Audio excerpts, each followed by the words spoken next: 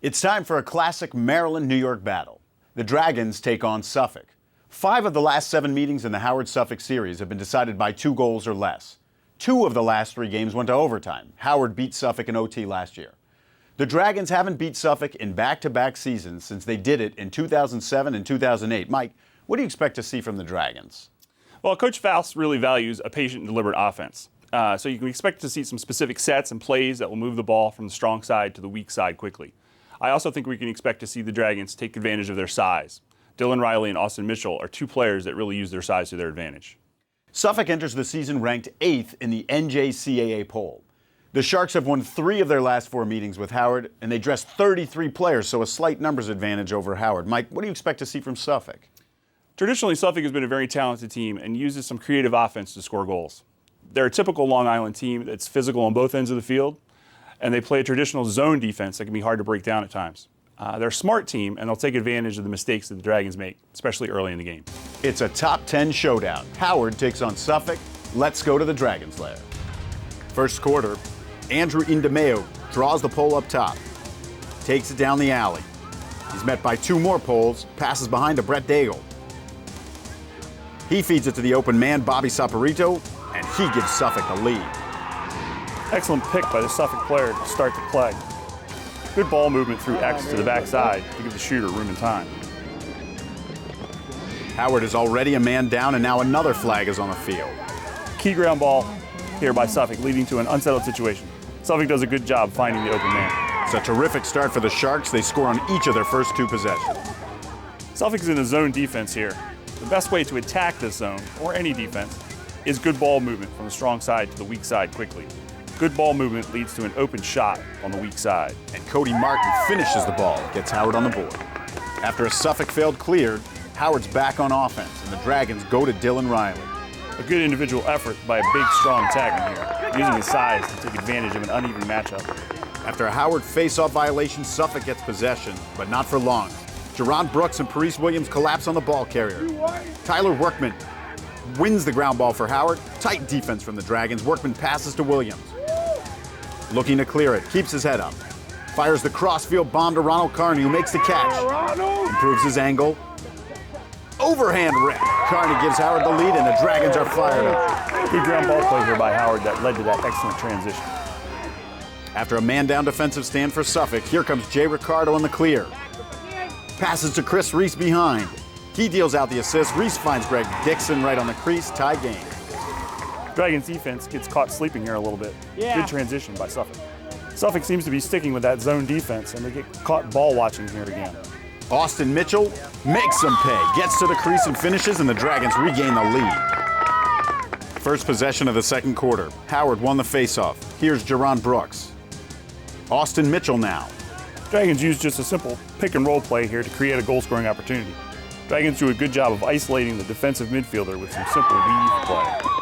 Ensuing faceoff looks like a violation on Suffolk. On any stick being used on a faceoff, there has to be a single wrap of tape 6 inches down from the head of the stick and of a contrasting color. Delay of game because of the illegal faceoff stick. Dragons take advantage of a quick restart to take a 3-goal lead. A 3-0 run for Howard over the last 3 minutes. Momentum now belongs to the Dragons. Reese up against Tyler Workman. Reese takes it behind goal line extended. Good individual play by Workman to cause the turnover. Later in the possession, here's Jared Riley. Some excellent 2-man play by Cody Martin and Jared Riley. Allows Riley to go one-on-one against the short stick to the goal. Martin with his 9th goal of the season. Martin has developed into a consistent scoring threat for Howard. 6:11 remaining in the second quarter. Howard has scored 4 unanswered. Daigle draws the pole behind the cage. Zach McElroy allows the Suffolk player to go topside here. Always dangerous when you're in close like that. And Daigle cuts the lead to 3. Suffolk's able to recapture some momentum late in the half. Big save from Ryan, but he's unable to control the rebound. 8 players vying for the ground ball. Mitchell wins it. Overhand rep, and Ryan with the save, his 5th of the game. Suffolk scored late in the second, and we have a 2-goal game. Second half, each team serving 1-minute penalties. We're 5-on-5. Suffolk is staying in that zone. Here the Dragons do a good job of attacking one side and getting the ball to the backside quickly for an open shot.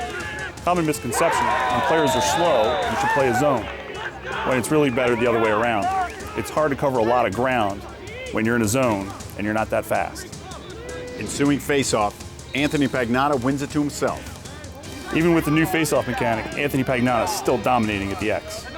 4 minutes remaining in the third. Jerron Brooks dodges, draws the slide, keeps his head up and feeds it to Riley. He scores. Terrific assist from the sophomore at a boys' lap. Dragons continue to do a good job of attacking with that dodge and moving the ball to the backside quickly. Howard's defense pitching a shutout in the third quarter. Jake Jacobson goes to Saporito in the middle of the field. Parise Williams with the stick check. And Andrew Cilio puts an end to the Suffolk scoring chance. Fourth quarter, Howard just scored. Pagnotta has now won the last 5 faceoffs. He's unbeaten at the X in the second half, allowing Howard's offense to have a lot of time with possession, making Suffolk play extra defense. Later in the possession, Mitchell up against the short stick. He's bull-dodged by Austin Mitchell to get his hands free for that ripper. Howard has scored 4 unanswered, 11-5 Dragons with 13-15 remaining. Next faceoff, Pagnotta is on a different level right now, 6 consecutive faceoff wins. Pagnotta is doing what he does best, winning the faceoff and heading straight for the goal. Draws a foul, and he still manages to score. Riley picks up the junk off the rebound and shows some flash with that behind-the-back score. Howard outscores Suffolk 9-0 in the second half, 16-5 is your final. Let's send it down to Matt Stovall.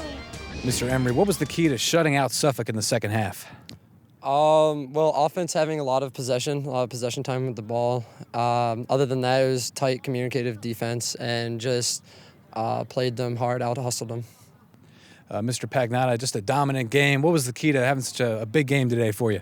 Well, I haven't been having that great of a season versus Onondaga in my first game, so I've just been taking a lot of reps by myself in my house and then getting a lot of reps out here during practice and stuff and just getting back to the way I used to be.